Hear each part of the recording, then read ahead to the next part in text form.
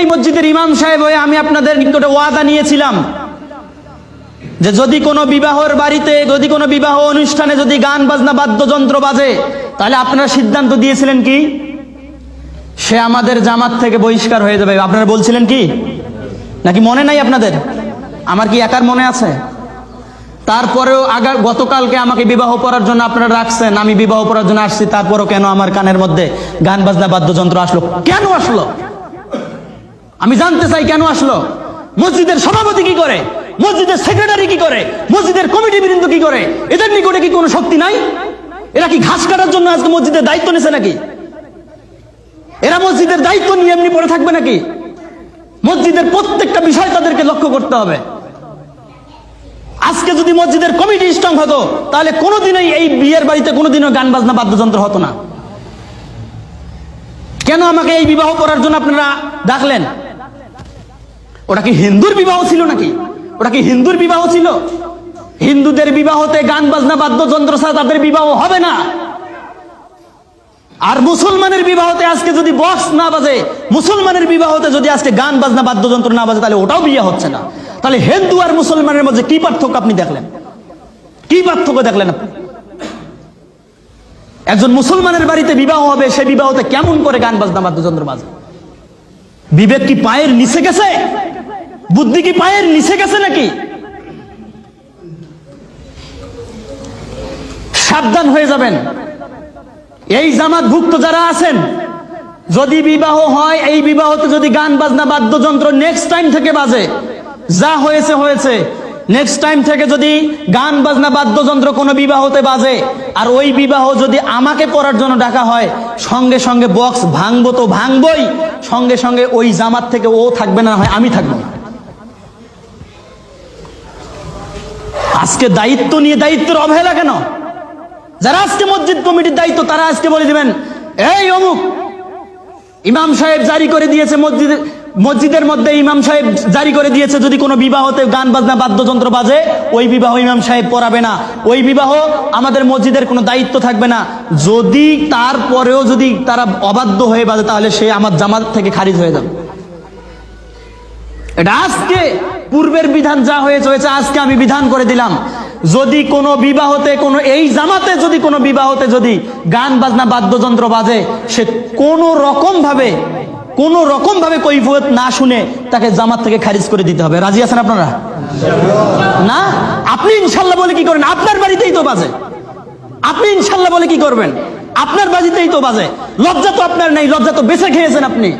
বাপ দাদা 14 পুরুষ থেকে আপনি আপনার লজ্জাকে বেঁচে খেয়েছেন।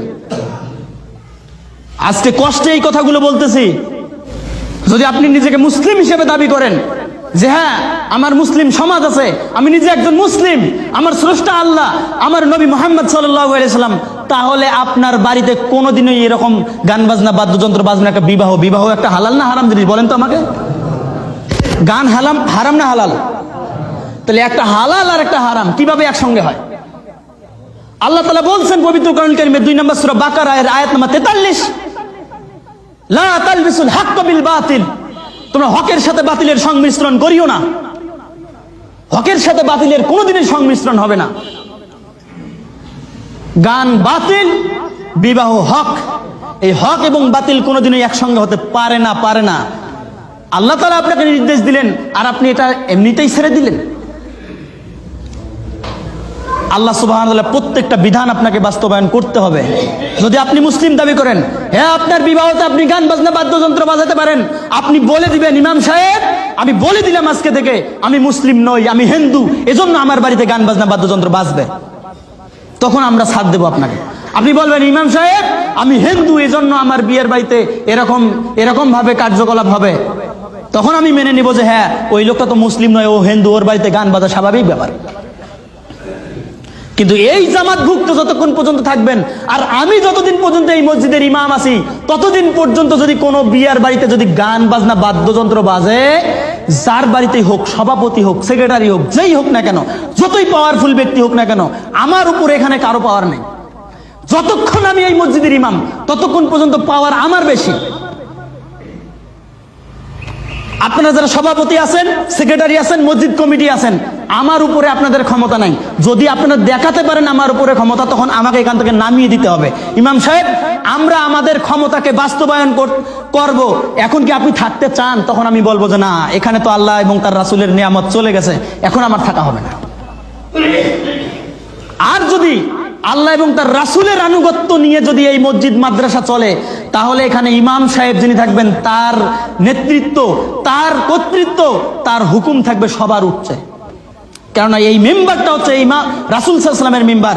এখান থেকে রাসূল সাল্লাল্লাহু আলাইহি ওয়াসাল্লাম বিভিন্নভাবে মানুষদেরকে ভীতি প্রদর্শন করতেন, সৈন্যদেরকে প্রস্তুত করতেন, যুদ্ধের নসিহা করতেন, ভালো কাজের নসিহা করতেন এই মেম্বার থেকে। সেই মেম্বারে দাঁড়িয়ে আমি কোনোদিন মেনো করতে পারি না। আমি তখনই আপনার সাথে একমত হব যখনই আপনি কোরআন এবং সুন্নাহর কাছে আপনি আত্মসমর্পণ করবেন। তখনই আমি আপনার সামনে তখন আমি আপনার সাথে একমত পোষণ করব। এজন্য আমি বলছি, আপনি মসজিদের যাই হন না কেন, আপনি ইমাম সাহেব, আমার কথা আমি বলছি না, এখানে যাকেই ইমাম নিযুক্ত করা হবে তার উপরে আপনারা সামান্যতম কথা বলার চেষ্টা করবেন না। যদি আপনি তাকে অপমান করেন, নবী করিম সাল্লাল্লাহু আলাইহি সাল্লামকে অপমান করবেন, আর নবীকে যদি অপমান করেন, স্বয়ং আল্লাহকে আপনি অপমান করবেন। এজন্য আমি বলে দিচ্ছি, যতদিন পর্যন্ত অন্তত আমি আছি, ততদিন পর্যন্ত কোনো বিবাহতে গান বাজনা বাদ্যযন্ত্র বাজার চেষ্টা করবেন না। আশ্চর্য হতে হয়, একজন মুসলিম পরিবারে জন্মগ্রহণ করে মুসলিমের বিবাহতে গান বাজনা বাদ্যযন্ত্র বাজবে, এটা তো অবাক করা বিষয়, আজীব বিষয়। সে মুসলিম থাকে কেমনে?